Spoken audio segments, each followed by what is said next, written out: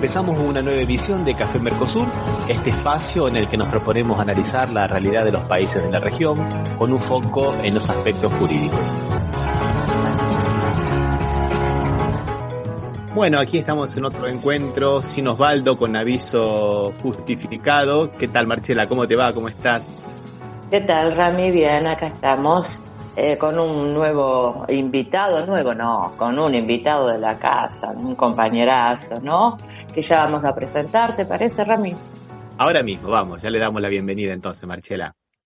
A Pedro Peretti, exdirector de la Federación Agraria Argentina y miembro del Movimiento Agrario.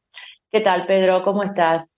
¿Qué tal? ¿Cómo les va? Muchísimas gracias por invitarme. Sí, yo ya soy de la casa, ojo, ya como la cuarta vez que nos estamos encontrando acá.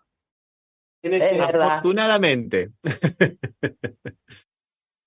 En mejores o en peores condiciones, pero bueno, ¿qué le va a hacer? Siempre hay que estar. Totalmente. Bueno, en primer lugar, Pedro, yo no puedo dejar de darte mis felicitaciones por el premio Jauretche que te han dado por tu aporte indispensable a la cultura nacional popular y democrática. Muchísimas felicidades por este premio. Bueno, muchísimas gracias. Fue realmente una caricia muy importante para mí. Está por ahí, Jauretche, ya está ahí presidiendo la biblioteca. También fueron muy lindas para mí las palabras de Norita Cortiña, ¿no? Sobre las cosas que nosotros hacemos con mucho esfuerzo y desde el interior profundo, ¿eh? No se olviden ustedes que yo vivo y les estoy hablando en este momento de una localidad que tiene 4.000 habitantes, que está a 350 kilómetros de la ciudad de Buenos Aires y a 100 de la ciudad de Rosario. O sea que estoy realmente en el interior del interior. Y bueno, no siempre es fácil llegar con nuestras ideas y con nuestras cosas al público de las grandes ciudades, pero bueno, hay un montón de amigos que colaboran y que ayudan y que estamos muy agradecidos. Y ustedes también ayudan muchísimo. Muchísimas gracias. Sí, intentamos por lo menos, intentamos. Bueno, pero vamos ya tenemos aquí para charlar un poco del resultado de las elecciones y de muchas otras cosas más, ¿no es cierto? Porque vos, como representante del movimiento agrario, obviamente queremos saber qué espera el campo. Bueno, mirá, el campo espera una sola cosa. El campo en general, o el campo en el sentido o con la denominación que se autoatribuyen los sectores concentrados, la oligarquía terrateniente y todos los grandes grupos económicos, espera que solamente que le saquen las retenciones. Esa es su gran aspiración, su aspiración de máxima, ¿no es cierto? Y han hecho todo, hasta lo que va ahora, han hecho todo para que eso suceda, ¿no es cierto? Han designado de secretario de Agricultura al ingeniero Fernando Vilela, que es un profesor de la FAUBA, es uno de los arquitectos teóricos del modelo agrario argentino, este modelo de monocultivo inducido con concentración de tierras y rentas. Vilela, Huergo, Grobo, en fin, son todos intelectuales, bien digo, intelectuales, de este modelo de sojización y transformar el interior de la Argentina en un inmenso desierto verde de una economía agraria que es de una irracionalidad logística increíble y que nadie cuestione seriamente, ¿no es cierto? Bueno, han puesto a uno de esos arquitectos, a uno de esos pensadores, a uno de esos defensores de ese modelo, lo han designado secretario de Agricultura, y bueno, todos pensamos que va a haber más soja, más monocultivo, más fumigaciones, más cáncer, más inundaciones, más deforestación. Eso es lo que va a venir en la República Argentina en el sector agropecuario en los próximos años, con un aditamento muy importante y que ustedes tienen que tener en cuenta. La Argentina, aunque a ustedes les parezca mentira, se está quedando sin productores agropecuarios. No tiene más productores agropecuarios. Apenas 70.000 en toda la Pampa Húmeda, 70.000 en toda la Pampa Húmeda, de los cuales el 10% de eso debe ser el 70% de la agricultura de este país. O sea, 6-7.000 grandes empresas son las que dominan absolutamente la agricultura de la Argentina. Y si le sacan las retenciones, como dicen, en los próximos años no queda un solo productor agropecuario genuino como lo conocimos nosotros. Todo lo que tiene que ver con ese chacarero, el hombre de campo, todo ese es un mito muy similar al que armó la oligarquía en torno al gaucho. ¿Viste? El mito del gaucho y no existía más un gaucho, eran todos peones redomados que los explotaban en las estancias y que dejaron como refugio algún centro tradicionalista para que en las fiestas patrias se vistan de gaucho, se pongan la boina, se suben al caballo y después se bajan y se terminó el gauchismo. Bueno, con los productores, con los chacareros pasa lo mismo. Van a tener que hacer unos centros tradicionalistas para explicar, mira, esto es un chacarero. Era así, se vestía así, manejaba este tractor, andaba con esto, vivía de esta forma, porque realmente los han liquidado. Pero esto que nos está diciendo es catastrófico para la Argentina. Es que la Argentina está viviendo una catástrofe agrícola y nadie se ha dado cuenta todavía. O nos dimos cuenta y no hemos logrado que la gran ciudad lo ponga en consideración o en agenda. Imagínate vos que en la Argentina, según un trabajo de Julia Estrada, que es una economista muy, muy genia, la lechuga le aumentó un 30% más que el dólar blue. Esa es la metáfora. Fíjate el precio de los alimentos en la República Argentina. Es una catástrofe. La Argentina, productora de alimentos, exportadora, a precios increíbles de sus alimentos, con alimentos que viajan miles de kilómetros. Toma el caso del pimiento nomás. El 70% del pimiento de la Argentina se produce en embarcación Salta, a 1.360 kilómetros de Capital Federal. Viaja un día y medio en camión para llegar a la zona AMBA, donde están concentrados los consumidores argentinos en su mayoría. Y el 70% lo produce una empresa que se llama Salvita, que tiene 24.000 hectáreas, y que exporta el 70% del pimiento de la Argentina a 15 países distintos. ¿Por qué te pensás que el pimiento vale lo que vale hoy en la Argentina? Es porque si le conviene vendérselo a San Pablo, a Bruselas, y no al mercado interno, lo va a vender a San Pablo y a Bruselas, si no hay intervención del Estado. Bueno, ese debate, esa es una catástrofe para la Argentina. Y para el campo nacional y popular es una catástrofe política. Porque eso hace a la gobernabilidad y hace a la posibilidad de que nosotros volvamos a llegar al gobierno. Nuestros dirigentes no han entendido lo que significa el precio de los alimentos y la inflación en el voto popular. No lo entienden, no lo han entendido. Me refiero a Alberto Fernández, a Guzmán, a Culfa, a Cafiero, a Ibarra, a todo ese círculo de porteños céntricos de pequeña y mediana burguesía intelectual que está más pensando el país hacia donde van a ir ellos a dictar alguna cátedra que realmente lo que sucede en la Argentina federal de verdad. Este gobierno que pasó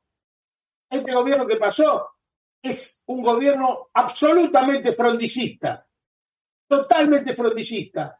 Nunca fue peronista y al igual que Frondizi representa la traición de la pequeña y mediana burguesía intelectual porteña al campo nacional y popular. Estás muteado, Ramiro. Estás muteado, Rami. Perdón. Me parece que volviendo un poquito a la historia, Pedro, estamos repitiendo ciclos, ¿no? Porque cuando subió como es la revolución de Onganía, lo habían puesto como ministro de Economía a un hombre del grupo Sacetri, que era el nombre que venía de la producción, ¿no? Duró un año. Y después los pusieron a Krieger Bacena, que vino con la motosierra, digamos, ¿no? Ahora, después de Alberto, parece que volvimos al mismo ciclo, ¿no? Bueno, Vamos a ver cómo decanta todo este tema, porque hay mucha inestabilidad. Lo que sí te puedo asegurar hoy, sin temor a equivocarnos, que este proceso termina pero mal, muy mal, pero muy mal para el pueblo argentino. De eso no hay duda. Sea Toto Caputo, sea Ocampo, sea con dolarización o sin dolarización, el pueblo argentino la va a pasar muy mal. Muy mal. Y eso debemos tenerlo muy claro, no hay que albergar ningún tipo de esperanza, ni mentirle a la gente, más allá de nuestras responsabilidades que las tenemos como gobierno, como partido de gobierno, como haber sido parte del gobierno estos 4 años. No hay manera de explicar a Milei sin el fracaso del gobierno de Alberto. Está directamente vinculado a la consecuencia directa. Directa. Y yo creo que en algún momento hay que hacer una autocrítica sobre el tema de Alberto Fernández, que inexplicablemente todavía nadie le pidió la renuncia a la presidencia del Partido Justicialista. Bueno, pero ya va a venir todo eso. Yo pienso que está esperando un poquito más, ¿no es cierto? Yo lo que digo es que totalmente de acuerdo con lo que estás diciendo, Pedro, pero lo malo que fue el gobierno de Alberto Fernández no se compara con lo malo que va a ser el gobierno de Milei. Va a ser mucho peor. Entonces, claro. ¿Cómo es que los ciudadanos y las ciudadanas no se han dado cuenta de eso?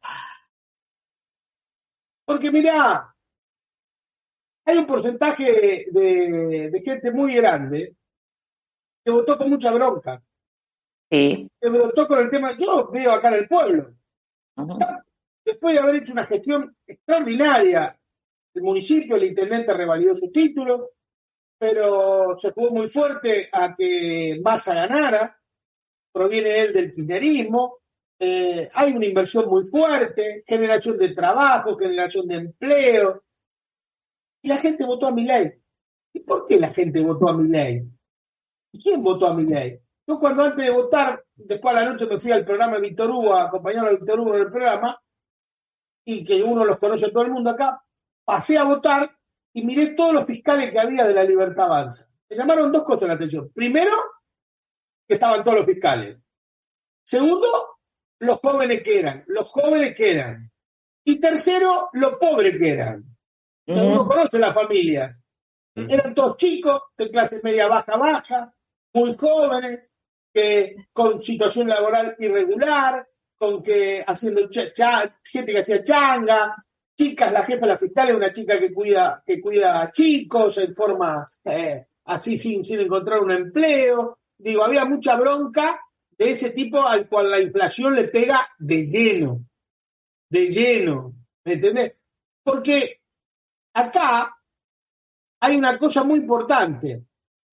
Mirá, nosotros vimos los números de la inflación, pero la Argentina tiene alrededor de 10 millones de ciudadanos, 10 millones, entre indigentes, desocupados y cuentapropistas, 10 millones de ciudadanos a los cuales la inflación le hace desastre, porque esos 10 millones de ciudadanos no son como los trabajadores formales que tienen las paritarias y que de alguna manera se defienden. La paritaria de alguna manera, por ahí perdés 5 puntos, por ahí ganás 2, pero de alguna manera te protege. No, acá esto les pega de lleno y eso genera una bronca tremenda, genera un odio tremendo. Y yo creo que lo que se ha expresado es ese odio. Después, por supuesto, siempre hay un porcentaje en el electorado que está dominado por un antiperonismo, que en la Argentina, según mi punto de vista, el sentimiento antiperonista es mucho más fuerte y arraigado que el sentimiento peronista. Un sentimiento que viene de 2 o 3 generaciones odiando al peronismo. A lo mejor les pasó algo con el abuelo de la década del 40, tuvo un incidente con algún sindicato y vino el sindicato y tenía una chacra y le dijo, no, usted tiene razón el obrero, y viene de ahí le nació ese antiperonismo tremendo que se lo ha transmitido de generación en generación. Te estoy contando casos que yo conozco. Yo conozco gente que es antiperonista por situaciones que pasaron hace 50 años, 70 años, 80 años, cuando nació el peronismo. Y vos decís, pero bueno, eso es... Mirá, te voy a contar un caso. Caso que me pasó. Yo voy a la cooperativa agropecuaria y me atiende un muchachito, jovencito. Y cuando voy a hacer el trámite me dice, Peretti, viene en forma bien altanera, ¿no? Peretti, acá el problema es el peronismo, me dijo. ¿Entendelo? Digo, mirá qué bien.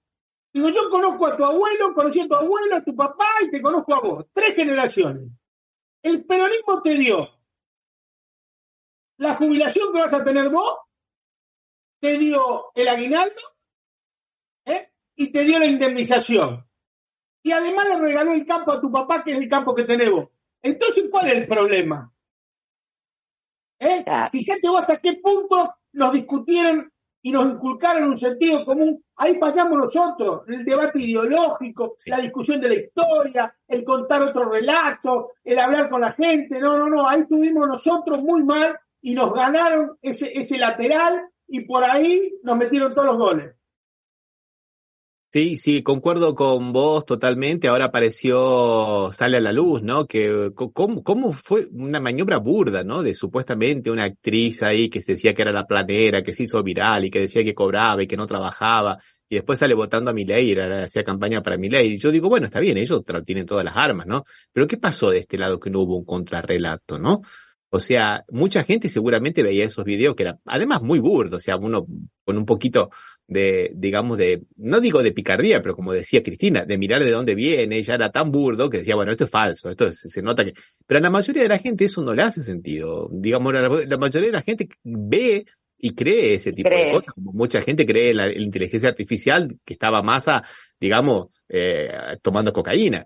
Hay que tener mucho cuidado con esas cosas porque, digo, ellos lo van a hacer. Es sonso pensar que no lo van a hacer. Pero ¿dónde está, por otro lado, nuestras defensas contra esos relatos, ¿no? Contra esas narrativas? No hay defensa. Las hemos bajado. Claro. Hemos resignado la batalla ideológica. Uh-huh. La hemos bajado. Nosotros no debatimos. Mire, yo me he cansado y estoy buscando todas las cosas que dije en Caníbales, en todos los programas anteriores, porque no son cosas que digo ahora, son cosas que estoy diciendo hace 4 años.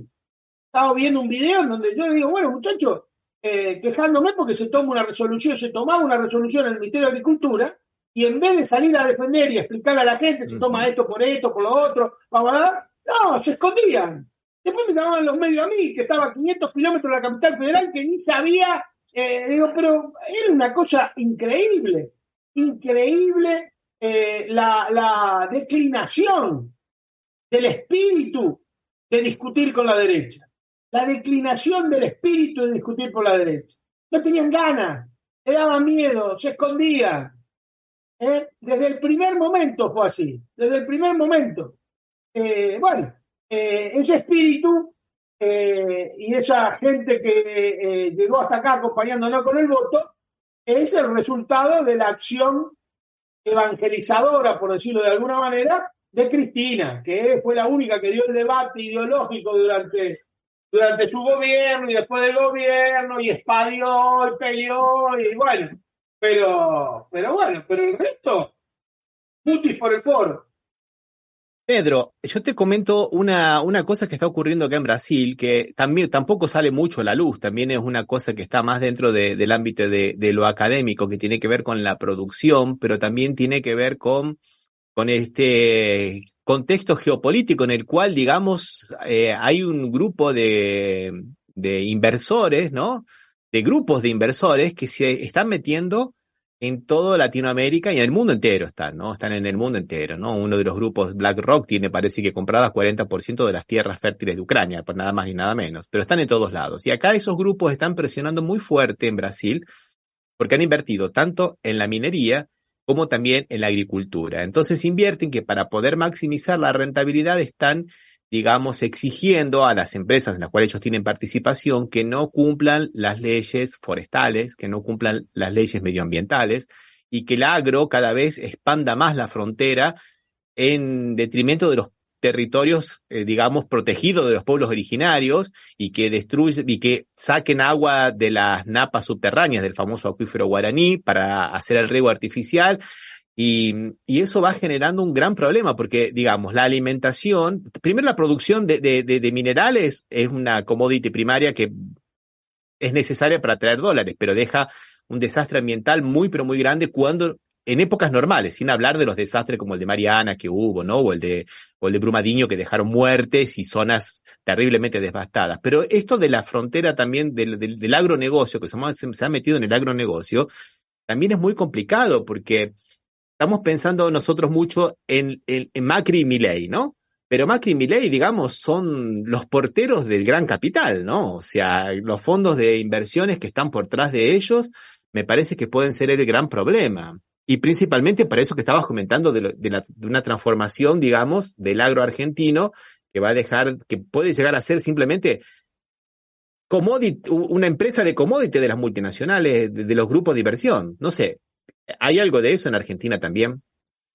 En Argentina ese modelo se ha impuesto ya. Ya está en pleno desarrollo y se ha impuesto. Fundamentalmente a través de los pools de siembra. ¿Qué es el pool? La Argentina tiene hoy una agricultura de 3 pisos. Un piso es el dueño de la tierra, el terrateniente. El terrateniente, el dueño de la tierra, que está cada vez más concentrado y en menos manos. El segundo piso son los contratistas rurales, son los que la trabajan. Y el tercer piso son los pools de siembra, que es la introducción del capital financiero a la agricultura. Son grupos de inversión, inversores, que ponen plata y salen a alquilar campos, y esos que alquilan campos son los que pactan con el terrateniente el arriendo de la tierra y le dicen al contratista: sembrame, cosechame, hacemos esto, y después lo manejan. Esa es la agricultura. La agricultura se da típicamente en la Argentina, supongo, no sé en qué grado estará en desarrollo Brasil, no sé, no lo he estudiado. ¿Por qué? Porque el desarrollo científico-técnico generó una plusvalía en la cuestión agrícola, que esa plusvalía no ha sido apropiada por los pequeños y medianos productores, sino esa plusvalía ha sido apropiada por los terratenientes y por el capital financiero. ¿Por qué? Porque cuando yo empecé a sembrar soja acá, Máximo Paz, hace 40 años atrás o 50 años atrás, cuando vos cosechabas 25 quintales, era un rinde excepcional. Uh-huh. Y cuando sacabas 25 quintales, 30 quintales de trigo, salías a festejar, era un rinde extraordinario. Ahora, en este momento, se está cosechando trigo acá, y los rindes son de 60 quintales, 50 o 60 quintales. Y los rindes de soja, excepto el año pasado que hubo sequía, son habitualmente de 40, 45, 50 quintales. De los 25 a los 50, eso fue producto del desarrollo tecnológico. Ese desarrollo tecnológico, ¿qué significó? Significó que el dueño de la tierra, que hace 50 años cobraba 12 quintales de soja de arrendamiento, hoy cobre 17, 18 o 19 quintales. Ahí va parte de ese desarrollo científico. Y significa que el otro pedazo de la plusvalía, ¿quién se lo lleva? El capital financiero que alquiló el campo y te lo hizo trabajar. ¿Se entiende? Ese modelo es depredador, es un modelo minero. Ese modelo en la República Argentina se instaló a partir de la década del 90. Ese modelo deforestó, puso a la Argentina en el top 10 de los países deforestadores del mundo. Hemos llevado deforestado en los últimos 20 años, no sé, 10, 12 millones de hectáreas de bosques naturales. Ese modelo privatizó los puertos, privatizó el Paraná, destruyó los ferrocarriles, destruyó 900.000 puestos de trabajo en el sector rural solo en la década del 90, hipotecó 12 millones de hectáreas solamente en el Banco Nación y expulsó 200.000 chacras mixtas de la República Argentina, haciendo desaparecer todo el entramado productivo y social que se había construido durante 100 años de colonización agraria. Lo destruyó. Entonces, este modelo está muy consolidado y se va a consolidar ahora con Milei y con el secretario de Agricultura que puso. Ese modelo de pules de siembra, está instalado en el sur de Brasil también, y está instalado en el Uruguay, y está instalado en el Paraguay, y está instalado alrededor de la Cuenca del Plata. Por eso el debate de la hidrovía es tan importante, y por eso los norteamericanos se quieren meter en el tema de la hidrovía, porque es la arteria donde va China, porque todo este proceso se explica solamente con la caída del muro de Berlín, cuando China toma la decisión política de urbanizar a millones de campesinos, que hay que darle de comer. Y eso se le da de comer con cerdo y con ave. Y los cerdos y aves que usan la soja argentina, brasileña y todo lo demás. Y entonces de ahí viene todo este proceso, ¿no? Que representan tan bien las multinacionales como Cargill y como todo lo demás. Ese proceso ya está instalado en América Latina y en el Mercosur. Totalmente instalado. Por eso hay una reprimarización en la economía brasileña y en la economía argentina. Es más o menos el modelo americano, ¿no? Que nos impone Estados Unidos. Hay una diferencia. El modelo Norteamérica es un país altamente industrializado, a pesar que también sufrió un proceso de desindustrialización por la deslocalización de sus empresas a mercados laborales más baratos como México, como China. Ahora, ¿cuál es la diferencia que hay de Argentina con los otros países? Y por eso ese modelo es letal desde el punto de vista político, desde el punto de vista social, ambiental y todo, pero es letal para el movimiento nacional y popular. La Argentina es el único país del mundo que exporta todo lo que comen. Y cuando te digo todo, te digo lechuga, te digo pimiento, carne, lácteos, trigo, maíz, pescado de río, maíz, lenteja, arveja, garbanzo, poroto, ajo, cebolla, mosto de uva, cerezas. Buscar el rubro que quiera, exportamos todo. Hasta el pescado de río, que normalmente no se exporta, no se exporta el pescado de mar. Entonces, todo ese proceso se hace sin ningún mecanismo de regulación, sin ninguna intervención del Estado. Podemos terminar en cualquier lado nosotros, en cualquier lado. ¿Por qué? Porque la Argentina durante todo el siglo XX, desde la segunda mitad del siglo XX en adelante, hasta los 90, fundamentalmente por la presencia del peronismo, armó trabajosamente mecanismos de intervención y de administración de ese conflicto entre los precios internacionales y los precios nacionales. ¿No es cierto? Entonces tenía Junta Nacional de Grano, el peronismo tenía el IAPI, tenía el Instituto Nacional de Yerba Mate, tenía la CAP que tenía 12 frigoríficos tenía la CAP, tenía el frigorífico Lisandro de la Torre que privatizó Frondizi, que se hizo una huelga bárbara. Había un montón de cosas que se trataban mal o bien, buscaban administrar eso. Por ahí compraba la Junta, cuando por ahí, había mecanismos regulatorios. Uh-huh. Eso a partir de la llegada de Menem, Cavallo y Felipe Solá fue destruido. No hay más nada. La Argentina no tiene más nada para hacer frente a las grandes corporaciones transnacionales. Y no ha creado nada. Ni se ha preocupado, ni ha discutido, ni ha debatido crear algún instrumento regulatorio en esos temas. La gran oportunidad perdida se llamó Vicentín. Claro que sí. Ahora, ¿cómo ves todo en todo este desorden? ¿Cómo ves que va a poder gobernar Axel Kicillof, que está prácticamente solo en una gran provincia, verdad? Qué buena pregunta. Yo lo he escrito en un artículo, perdón por la autorreferencia, de página 12, que hará, cuando se determinó, cuando expliqué cómo iba a ser mi voto y por qué había que votarlo a Sergio Massa. Yo expliqué que estaba con Guado de Pedro, que trabajaba con Guado, que después, cuando se bajó lo de Guado, trabajé entre comillas, apoyé a Juan Grabois, y después iba a votar a Sergio Massa. ¿Y por qué había que votar a Sergio Massa? Porque el bien estratégico que tiene el campo nacional y popular para armar un proyecto político que nos permita gobernar de vuelta a la Argentina tiene un solo nombre y apellido, se llama Axel Kicillof y Provincia de Buenos Aires. Y eso lo sabe la derecha. lo sabe en forma extraordinaria la derecha. Entonces, cuando se sienta en el sillón de Rivadavia Milei, a los 5 minutos que le pusieron la banda, va a estar conspirando para desestabilizarlo a Axel Kicillof. Bueno, yo tengo mucha fe en Axel, y Axel tiene una sola alternativa para defenderse, que es defenderse con la gente en la calle, no tiene otra. Te voy a decir una cosa que es muy importante.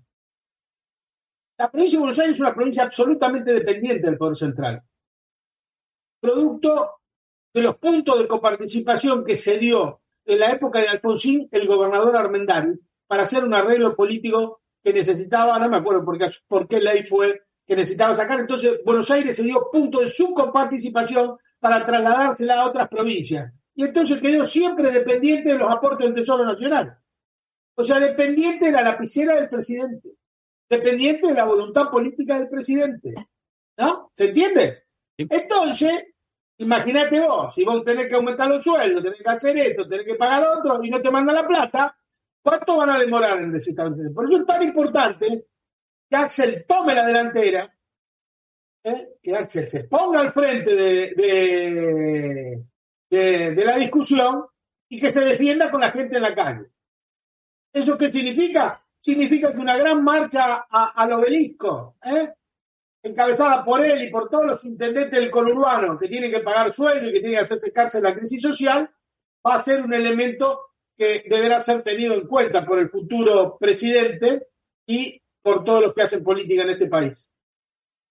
Una preguntita relacionada con eso, Pedro, que tiene que ver con una inversión que iba a hacer China para hacer en la provincia de Buenos Aires, si no me equivoco, creo que era cerca de la provincia de la ciudad de Bahía Blanca, una planta para hacer fertilizantes en Argentina y no tener que importarlos. ¿Alguna idea de cómo está eso? ¿Se va a realizar? ¿La van a poder boicotear? Porque eso también significa también recursos para la provincia de Buenos Aires, ¿no? Y yo sé que hubo una reunión hace muy poquitos días con las autoridades chinas, porque lo vi en las noticias periodísticas. Ahora, ¿en qué grado de avance y desarrollo está? No lo sé. Tampoco creo que pueda ser boicoteado tan fácilmente eso, porque es una actividad, es una inversión privada que y si Milei respeta su ultra mega liberalismo ultranza, no tendría por qué meterse ni por qué boicotear, ¿no es cierto? Porque un acuerdo que no le corresponde a él, un acuerdo entre... Claro. Pedro, ¿te quedás un poquito más con nosotros? Con mucho gusto. Bueno, vamos a poner una canción recordando a Diego Maradona, que lo sentimos, cuya ausencia sentimos hasta hoy. Y vamos a invitar a una doctora de Buenos Aires que trabaja con Derecho Cooperativo para que participe también, ¿puede ser? Con mucho gusto. Bueno, vamos a escuchar una canción y vamos a hacerla entrar a Cecilia Ratoviz.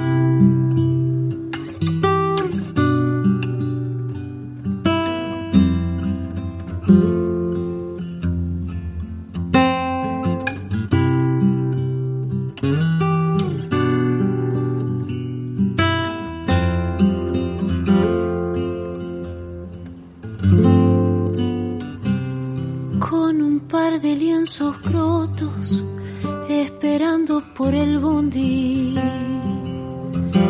de Fiorito a Paternal, las pisadas, las rabonas, son los chiches que los viejos no te podían regalar. Y en la villa se juntaban los pendejos para verte gambetear del riachuelo para el mundo, desde el cielo hasta el infierno. Patadas en catalán llaman, nadie va a manguearle milagros a San Genaro,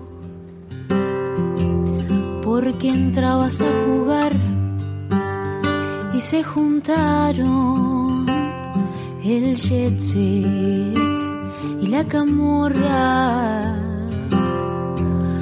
para verte gambetear 30 millones de negros transpirando en tu remera, para jugar un mundial, más regalo que un cumpleaños, más premios que la quiniela, más baile que en carnaval y en los barrios faltaban televisores para verte gambetear. Ole, ole, ole, ole, ole, ole, ole, olá. Para verte gambetear. Ole, ole, ole, ole, ole, ole, ole, olá. Para verte gambetear. Barrilete, pecho inflado con el sol de nuestros sueños. Te volviste a iluminar, empachado de ilusiones, cuando vos eras el dueño. Te fueron a desterrar y en las calles cada lágrima fue el precio para verte gambetear. Gordo, cara de galleta, caminando medio chueco, siempre echado para atrás. Como no te daban pase, te piantaste de los muertos. ¿Cómo te iban a parar? Y rezamos en La Habana y en Buenos Aires para verte gambetear con la sonrisa de pibe, con el brazo guerrillero y el corazón de arrabal, la zurdita endemoniada y el martillo en el garguero. Cada día te quiero más y no hace falta más que entrecerrar los ojos para verte gambetear.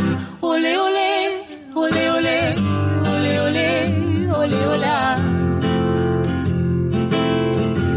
Para verte gambetear. Ole, ole, ole, ole, ole, ole, ole, olá. Para verte gambetear. Ole, ole, ole, ole, ole, ole, ole, olá. Somos Latinoamérica, no lo olvidemos nunca más. Somos Latinoamérica, no lo olvidemos nunca más. Somos Latinoamérica. Bueno, y este fue... Era Para verte gambetear, una canción, una versión hecha por Gabriela Cuichi. nuestro homenaje a Diego Armando Maradona, que hoy hace 3 años que pasó a la eternidad, vamos a decir.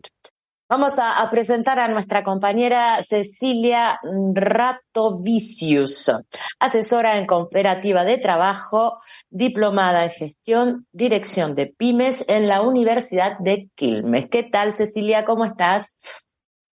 Buenas tardes, buenas noches para los que nos están viendo del otro lado y por acá, bueno, en una tarde soleada en Buenos Aires con bastante calor. Sí, te veo bien en remerita y yo acá muerta de frío. Bueno, estaba escuchando ahí un poco al compañero Peretti con respecto al análisis en lo que es agro, y yo, bueno, me dedico exclusivamente a trabajar con cooperativas, que son pymes, que son generadoras de trabajo genuino, y desde el domingo la frase que no puedo dejar de pensar es: los pueblos que no recuerdan su historia están condenados a repetirla. Y realmente el proyecto de Milei no es un proyecto nuevo, no es un proyecto económico que no hayamos vivido en la Argentina, simplemente que no lo recordamos bien. Y hace unos días vinieron unos compañeros y claro, muy jovencitos, tener que explicarles lo que era un patacón, lo que era un LECOP, lo que era un club del trueque, esas cosas que pensémosla, ¿no? Aquellos que nacieron en el 83, que nacieron en la democracia y que no vivieron los 90 porque eran muy chicos, hoy tienen 40 años y son dirigentes de pequeñas y medianas empresas, son trabajadores y trabajadoras de pequeñas y medianas empresas con 40 años y no vivieron esa historia de la manera que la vivimos, y eso genera un olvido histórico y volvemos a votar medidas de ajuste del neoliberalismo, del capitalismo salvaje, de las relaciones carnales con Norteamérica, que ya sabemos a dónde nos van a llevar, ¿no? Y creo que el análisis que yo vengo haciendo desde el domingo es ese: ¿qué pasó? Que nos olvidamos algo que pasó hace tan poquito tiempo, ¿no? Porque en la historia de Argentina hace muy poquitito tiempo terminamos con un país que había vendido sus bienes, que había destrozado los ferrocarriles, que había desaparecido todo aquello, como bien decía un político, lo que deba ser estatal pasará a manos del Estado, a manos privadas. Lo que deba ser estatal pasará a manos privadas. Y otra vez, por vía democrática, vuelve a pasar otra vez esto de que todo debe ser privado, ¿no?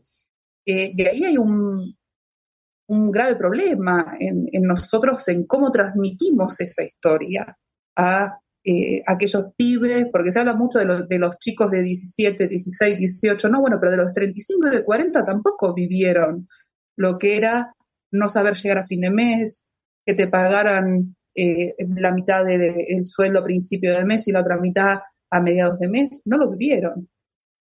Claro que sí, Cecilia. Es lo que decía recién Pedro, ¿no es cierto? Un gran error de la parte directiva de nuestro sector de presidentes. Ahora, Pedro, ¿qué va a pasar con las pymes? ¿Perdón? ¿Qué va a pasar con las pymes? ¿Van a seguir existiendo? Bueno, va a haber un proceso de quiebra generalizado. Vos imaginate que liberás el dólar, liberás las importaciones, liberar las tarifas, eso va a ser una hecatombe, una verdadera carnicería de pymes, de salarios, ahí es digo, lo que tenemos que tener desde mi punto de vista, lo que tenemos que tener en consideración es que Milei es un revolucionario. Tiene que hacer una revolución. Si la logra hacer, no me acuerdo, pues la revolución es hacernos cagar a todos nosotros.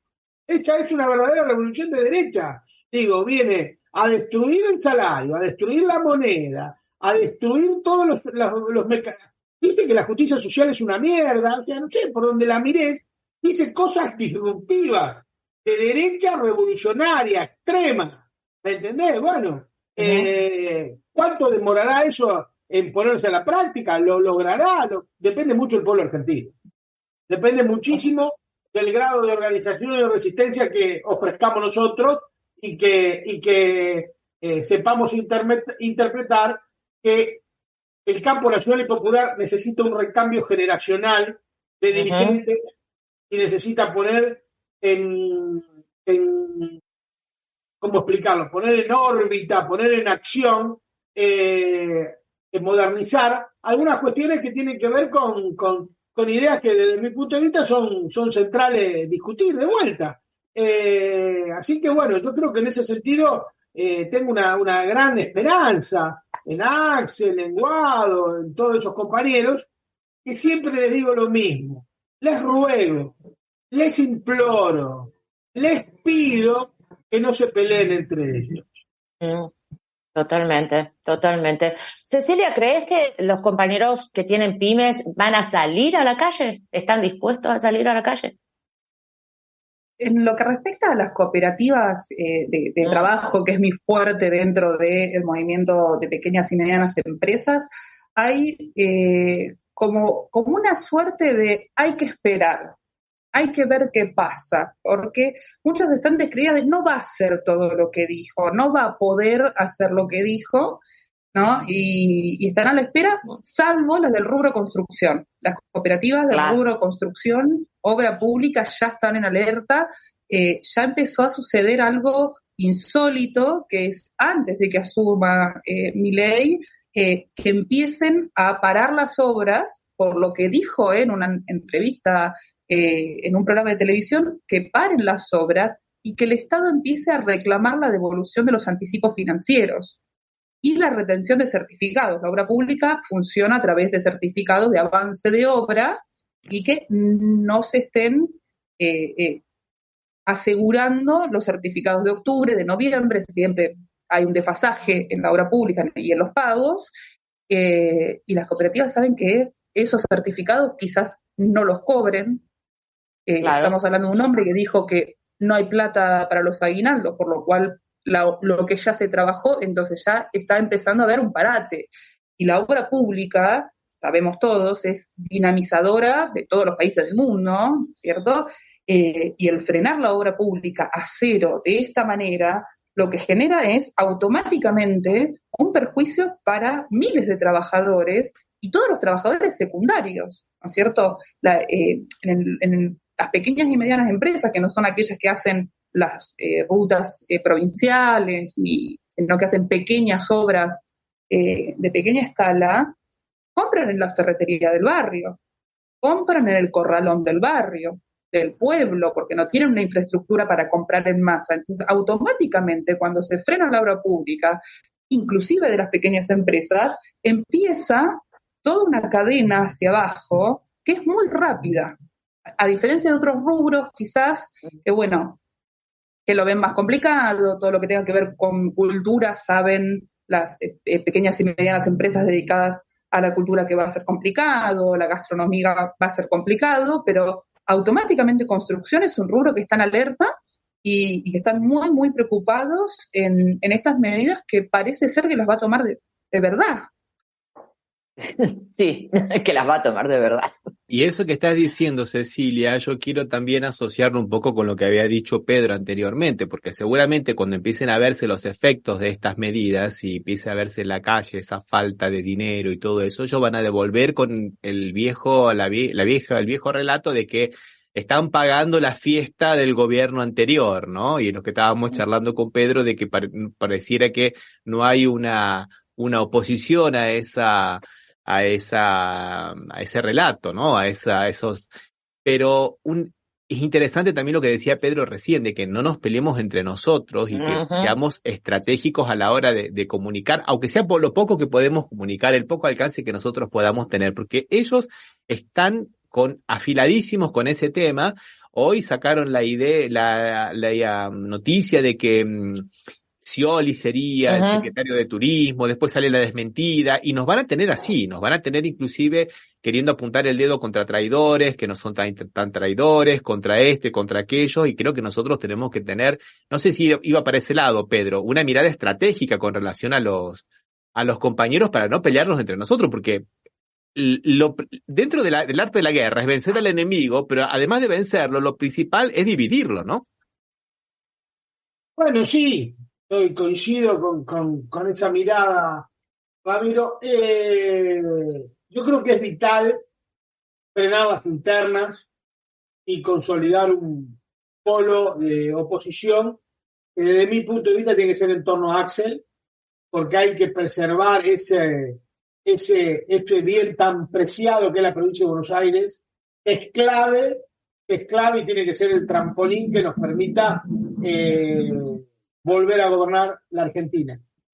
Con una mirada puesta, es clave, pero clave, que son las elecciones legislativas del 25, dentro de 2 años.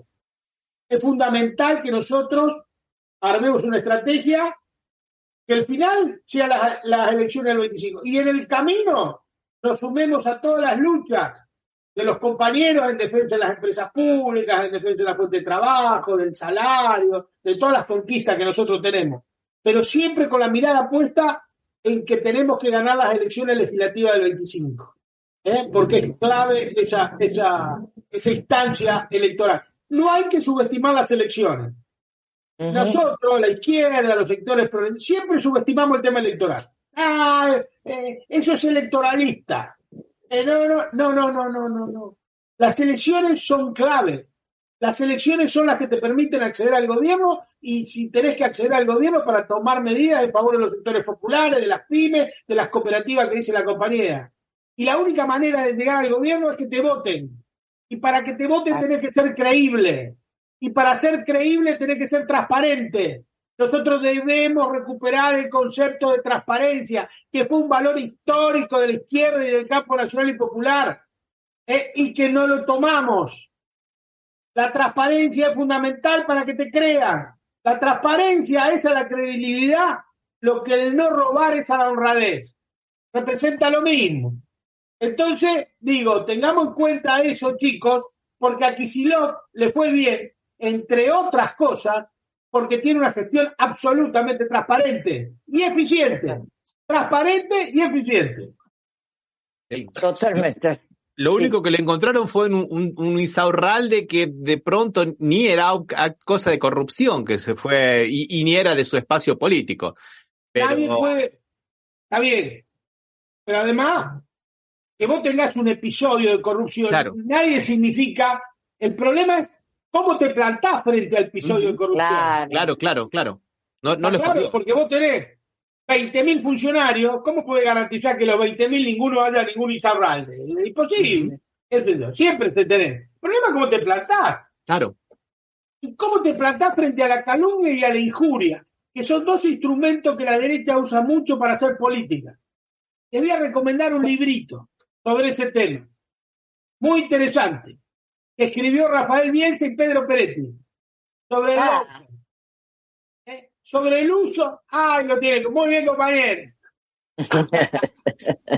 Perdón por la autorreferencia.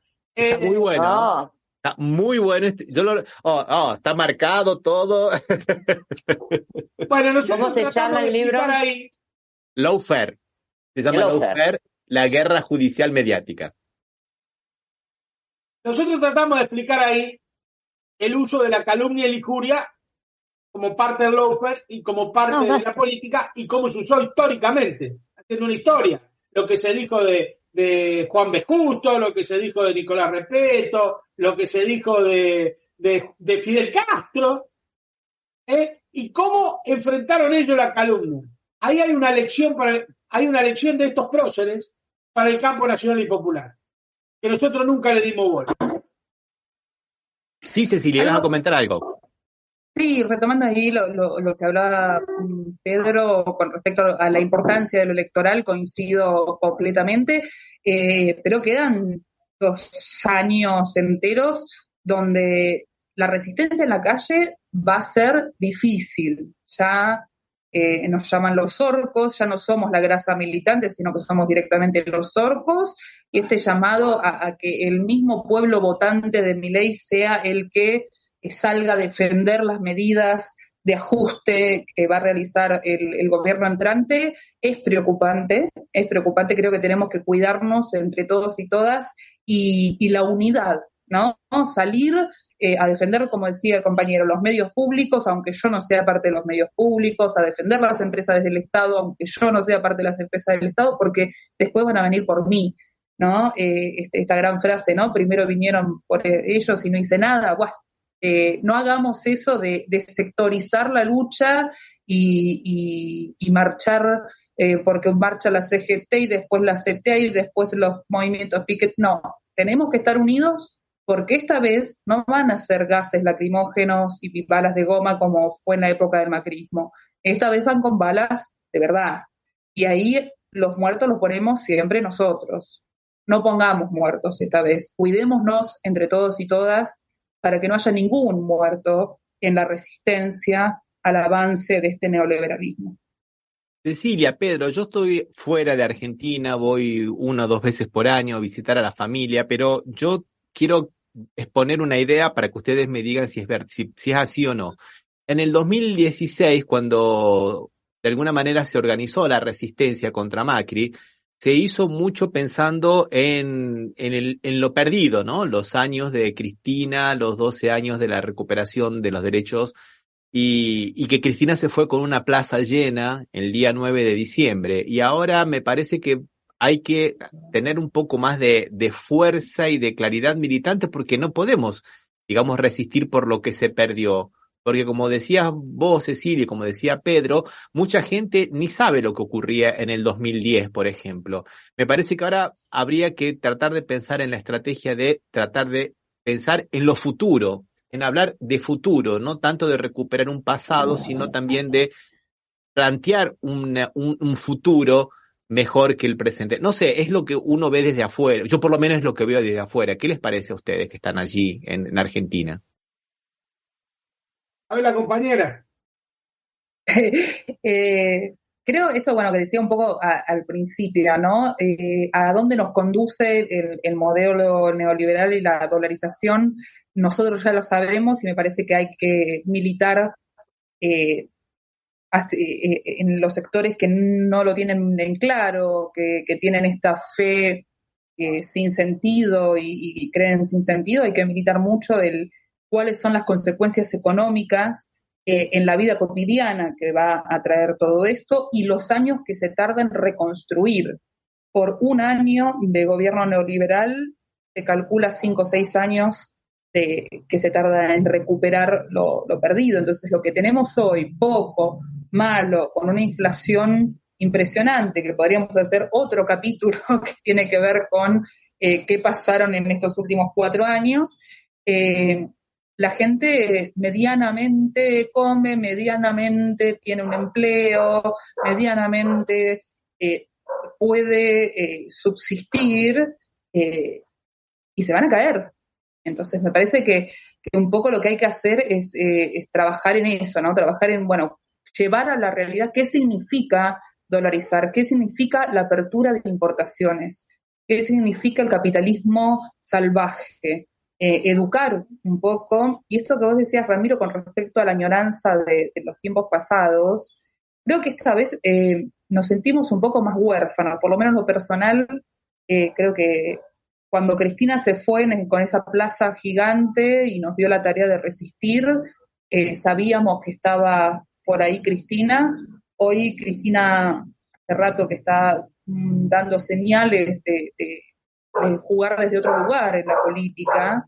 Entonces la tarea es más individual. No sé qué pensará Pedro al respecto, pero creo que la sensación es un poco distinta.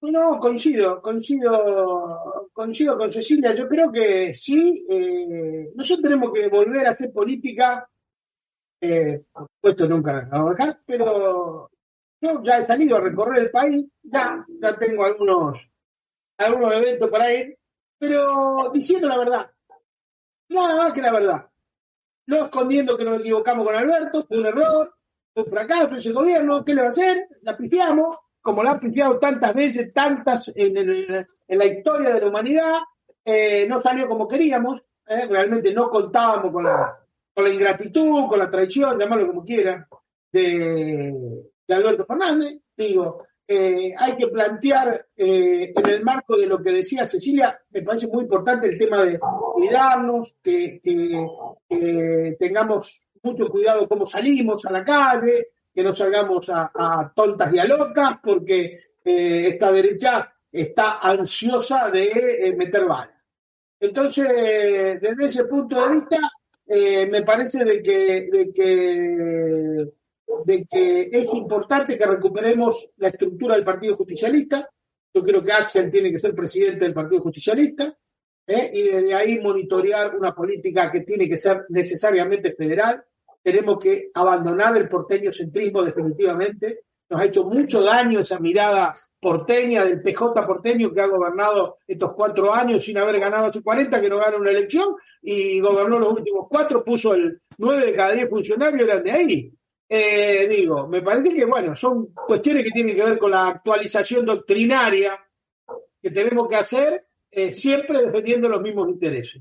Y nos va a ir muy bien. Yo no tengo duda que nos va a ir bien electoralmente, porque este fracaso lo hemos tenido por haber abandonado las políticas del kirchnerismo. Bueno, hay uno que quiere aparecer.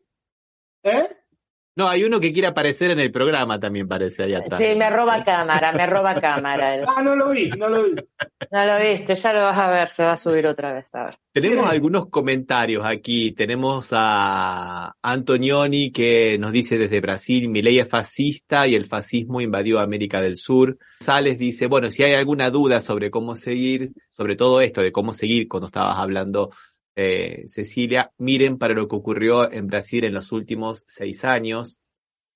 Aurora Lastra se suma y nos dice buenas noches. Hay un mensaje de Marita Medori desde Rosario. Compañeraza, sí. Compañeraza. Gustavo dice, Gustavo Cano también felicita por el programa y especialmente te felicita, Pedro, por la participación en estos programas y en estos espacios, que para nosotros es un verdadero lujo, la verdad. Después está el doctor desde Catamarca, el doctor Gustavo Alfonso de Petris, que también manda un abrazo, pero nos dejó aquí un mensaje también que dice, Macri ya está incitando a los jóvenes a atacar a los orcos, porque los jóvenes que defienden su oportunidad saben que producirán violencia y hambre y pretenden que los jóvenes idealistas los defiendan en su infamia. Eso nos dice el doctor Eduardo de Petris desde Catamarca. Son algunos de los comentarios que nos han llegado varios comentarios de todo esto. Sí, Marcela. No, yo quería solo preguntarle a Pedro si Alberto puede adelantar de pagar el aguinaldo, porque eso también salió, ¿no? Que los pague ya. ¿Se puede hacer eso? Me daría la impresión que no. Me daría la impresión de que el aguinaldo siempre se pagó la última quincena de diciembre, ¿no es cierto? Me daría la impresión, no sé, ahora, la verdad que no estoy en condiciones de darte una respuesta taxativa sobre el tema. Pero bueno, qué sé yo, no sé qué decirte, a mí me daría la impresión que no podría hacer esa jugada. Esa jugada, porque claro. ¿Cómo lo hace para pagar? ¿Por un decreto de necesidad de urgencia? ¿Necesita la aprobación del Parlamento? No sé, la verdad que no sé. Y liberar presos políticos como Milagros. Sí, claro, eso tendría que hacerlo. Eso sí, antes de irse. Antes de irse tendría que indultar a Milagros. Por lo menos. Jorge Rashid pidió eso. Él podría haber hecho un montón de cosas. No, pero ahora antes de irse, digo, ya que no hizo. Todos los presidentes cuando se van, bueno, eso es una práctica muy vital en Estados Unidos, por ejemplo, cuando el presidente antes de irse, ¿y cuánto indultó Trump o cuánto indultó Obama antes de irse?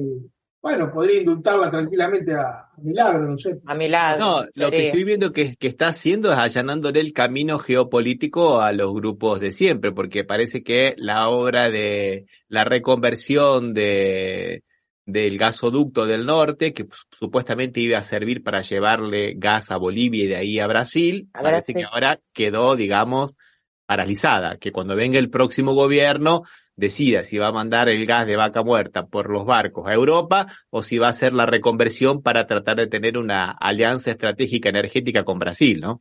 Pero parece que bueno. Bueno, ahí también hay que ver qué rol juegan los gobernadores, ¿no es cierto? No es un detalle menor sobre todo este tipo de cosas, saber si los gobernadores están dispuestos a poner algún límite o no. Yo me gustaría ver cuál es la posición del gobernador de Santa Fe que votó a Milei, por ejemplo. Claro. Y ya claro, a mí también. A ver qué va a hacer con ese tema. O los gobernadores de allá del NEA y del NOA, ¿no es cierto? Que son por donde pasa el gasoducto, el gobernador de Salta, el gobernador de Jujuy. Todo hay que esperar un poquito para tomar alguna posición más firme. Acá pregunta Aurora Lastra, pregunta qué era lo que tenía que firmar el 6 de diciembre Alberto, y yo no sé si es algo relacionado, yo tampoco sé a qué se refiere, no lo tengo tan presente. ¿Ustedes lo tienen presente, esto que tenía algo a la firma el 6 de diciembre, Alberto? ¿No era algo referente al tema de la hidrovía, a lo mejor? Creo que sí, creo que era creo que sí. Creo que sí. Perdón, Cecilia. No, con respecto a la pregunta de Marcela sobre si podría o no podría adelantar los aguinaldos, Creo que en la Argentina es el país de todo es posible, con un decreto de necesidad de urgencia podría pagarlo. Hace un par de años ha sucedido en algunas provincias que se ha adelantado el aguinaldo con fondos provinciales, o sea, pero a ver, veamos cómo Alberto está haciendo esta transición, ¿no? ¿Cuál es su lugar? Primero que lo encontramos, después de 6 meses de que no sabíamos dónde estaba, encontramos lo encontró Milei ahí en la casa de Olivos, y lo encontró en la quinta con el presupuesto sin aprobar, cosa que nosotros desde nuestro sector siempre hacemos, ¿no? Dejar que el presupuesto lo vote el gobierno entrante y a nosotros después no nos votan el presupuesto y tenemos que gobernar a los ponchazos, y da señales de una transición ordenada porque él es democrático y se va a ir a vivir a Europa a estudiar y se retira de la política, por lo cual no creo que tenga intenciones políticas ni de liberar a los presos políticos, ni de generar algún ruido con el pago del aguinaldo, que no es representativo en las arcas del Estado hoy por hoy. Es más simbólico el pago del aguinaldo a los empleados estatales de la nación. Me parece que tiene más que ver con una actitud que está tomando Alberto en esta transición, diferenciándose de la supuesta transición traumática que hubo entre Cristina y Macri, por lo cual yo lo veo casi imposible, no por una cuestión jurídica, sino por una cuestión política de Alberto. Puede ser, sí, claro. Yo pienso, sí. Lo de Alberto es una cosa tremenda. Yo no salgo de mi asombro. De lo que ha hecho ese hombre, realmente. Acá, No tiene acá tenemos Pedro, acá tenemos una opinión de un jurista, del doctor de Petri de Catamarca, justamente, que él dice que puede pagar su deuda cuando quiere. El aguinaldo ya lo adquirieron los trabajadores con el transcurso del tiempo y solo quedan unos días. La fecha de vencimiento no impide que se pague unos días antes. Gracias al doctor de Petri. Y dice que no cree que sea necesario un decreto de necesidad de urgencia, la deuda existe y se puede pagar unos días antes. Bueno, esto significa que tener... significa que se puede. Sí. Sería bueno que lo haga. Sería bueno realmente, porque bueno. Claro, totalmente. Bueno, ya vamos llegando al final. Yo quería solo nombrar que hoy es el Día Internacional de la Eliminación de la Violencia contra la Mujer, internacional. Aquí se han hecho muchas manifestaciones también. No vamos a pasar hoy las fotos. Y con respecto a esto, también sabemos que quieren eliminar la ley del aborto seguro, libre y gratuito. Es lo primero que están atacando. Y obviamente el Ministerio de la Mujer, que ha llevado ya algunas violencias, actos de violencia como alerta a la bomba y cosas así. Obviamente que el Ministerio de la Mujer va a desaparecer en el nuevo gobierno de Milei. Sí. Milei claramente es un hombre misógino y uno lo puede ver en cada una de las entrevistas que ha hecho, cómo ejerce violencia contra las mujeres, desde lo discursivo, desde lo psicológico, desde lo político, y realmente que cierra el Ministerio de las Mujeres. A ver, está cerrando el Ministerio de Salud, de Educación, obviamente las mujeres entran en el mismo combo de achique del Estado, pero no creo que pueda contra la marea verde. O sea, me parece que ahí sí hay un espacio muy fuerte y muy consolidado en la Argentina, que luchó por el aborto legal, seguro y gratuito, y que no vamos a permitir que se toque esa ley, y además no le dan los votos para realizar una derogación, que es lo que tendría que hacer porque ya está en vigencia.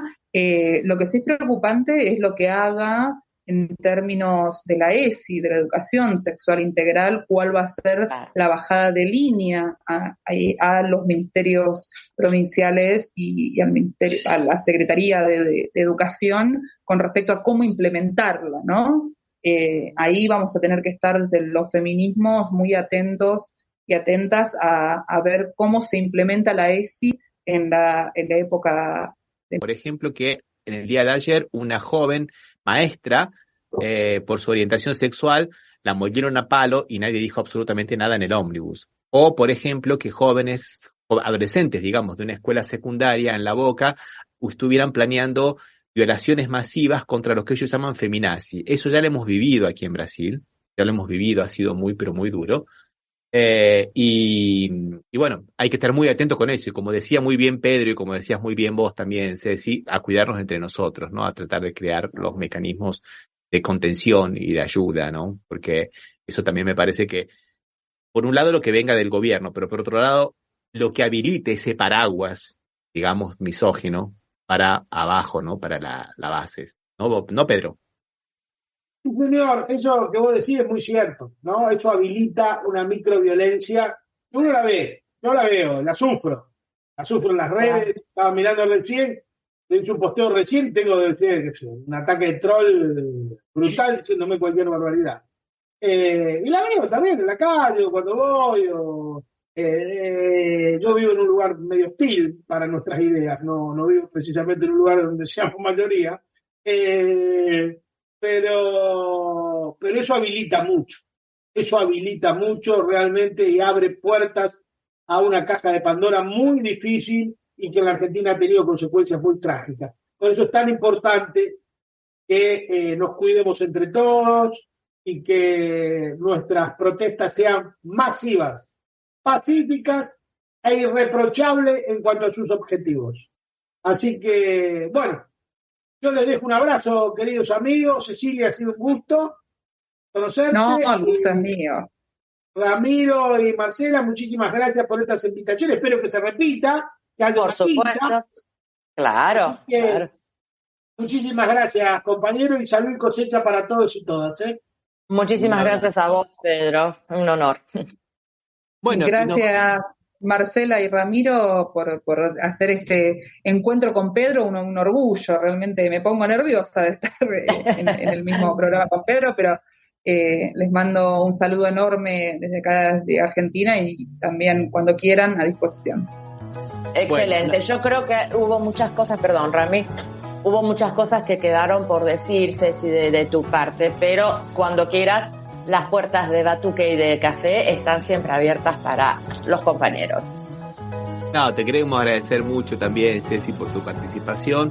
Y bueno, y saludar un poco también a la gente de la radio FM Impacto de Villa Gobernador Galvez, que nos transmite todos los domingos. Y mandarle un abrazo a Federico González, que también se incorporó después aquí al chat. Y también a... Bueno, se me fue aquí. A todos y todas los que nos están escuchando, un gran abrazo y gracias, porque sin ustedes no existimos. Así es. Un abrazo, hasta la próxima.